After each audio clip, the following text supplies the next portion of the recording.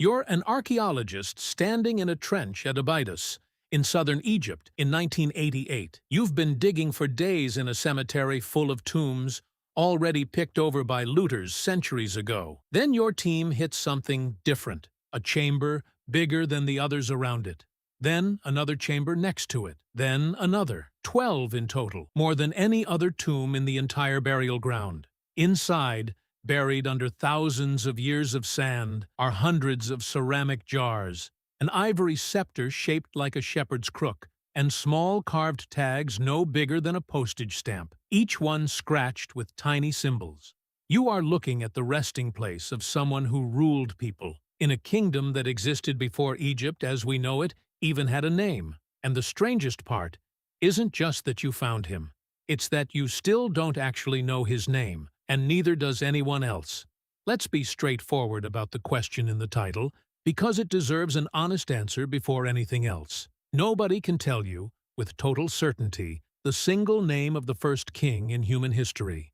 Kingship didn't switch on in one place on one day. It emerged gradually, in different regions, and most of the people involved left no trace at all. What we can do is follow the oldest hard evidence we actually have and see how far back it takes us. That's evidence count, the running tally for this video, and it starts with the tomb you just walked into. That tomb is known to archaeologists as Tomb UJ, discovered in the el-Ka'ab Royal Cemetery at Abydos in 1988 by a team from the German Archaeological Institute in Cairo, led by the Egyptologist Günter Dreyer. It's dated to the Naqada 3A2 period, roughly 3,320 to 3,300 BCE, which places it before Egypt's first dynasty, and before the country was unified under one ruler. The tomb's size alone, 12 separate chambers, far larger than anything else in the cemetery, told Dreyer's team they weren't looking at an ordinary burial. The ivory scepter inside, shaped like the Heka crook that would go on to symbolize Egyptian kingship for the next 3,000 years, confirmed it. Evidence count moves forward here. One tomb, one scepter, one confirmed ruler, buried more than 5,000 years ago. Here's where it gets stranger, because the tomb's occupant left something even more valuable than the scepter. Inside were around 160 small bone and ivory tags, each incised with simple pictographic marks.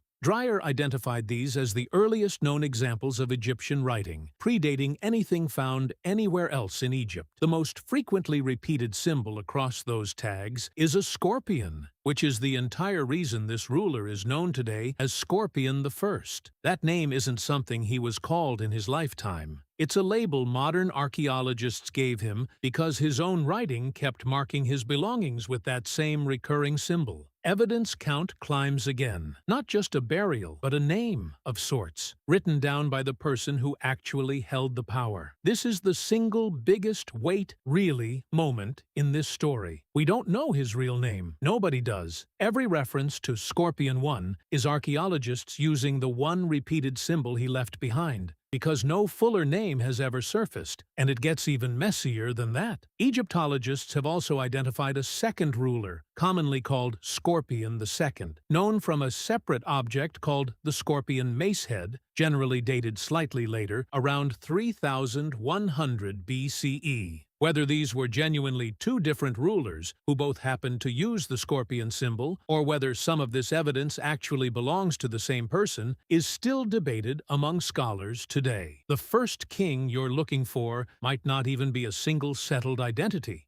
He might be a symbol, repeated by more than one person, that modern researchers are still trying to untangle 5,000 years later. Here's where it gets stranger again, because Scorpion I didn't rule in isolation, and we have direct evidence he fought for that territory. In 1995, during the Theban Desert Road survey, researchers documented a rock carving showing the scorpion symbol next to the image of a falcon, which functions as what Egyptologists call a Horus name, a marker of kingship. The carving was recorded and studied by the Egyptologist John Darnell of Yale University and appears to depict a victory over a rival ruler, marked elsewhere in the same tomb assemblage by a bull's head symbol. Two of the ivory tags from Tomb UJ also name specific towns in the Nile Delta, suggesting Scorpion the First's influence, or his armies, had already reached that far north, centuries before Egypt was formally unified.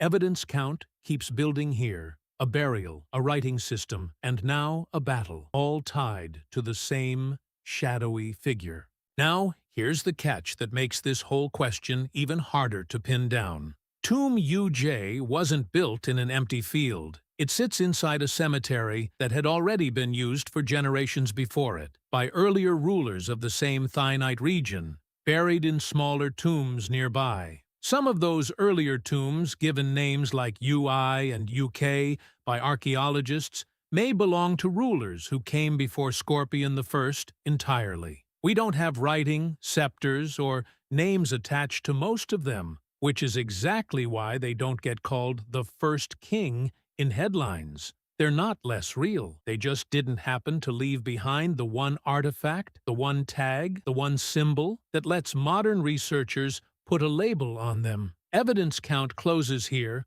on an uncomfortable point. The first king in most tellings of this story isn't necessarily the first person who ever ruled. He's the first one whose evidence happened to survive, get buried deep enough to avoid looters, and get found by the right team 5,000 years later. It's worth mentioning the other major contender, too, because Egypt isn't the only place this question gets asked. Ancient Mesopotamia has its own list of early rulers, but most of the earliest names come from the Sumerian king list, a text whose earliest entries include reign lengths stretching into the tens of thousands of years and are treated by historians as legendary rather than historical. Further down that same list is a king named Enmebaragesi of Kish, whose name is the earliest one on the entire list, independently confirmed by inscriptions on objects from his own era, rather than only appearing in the king list itself.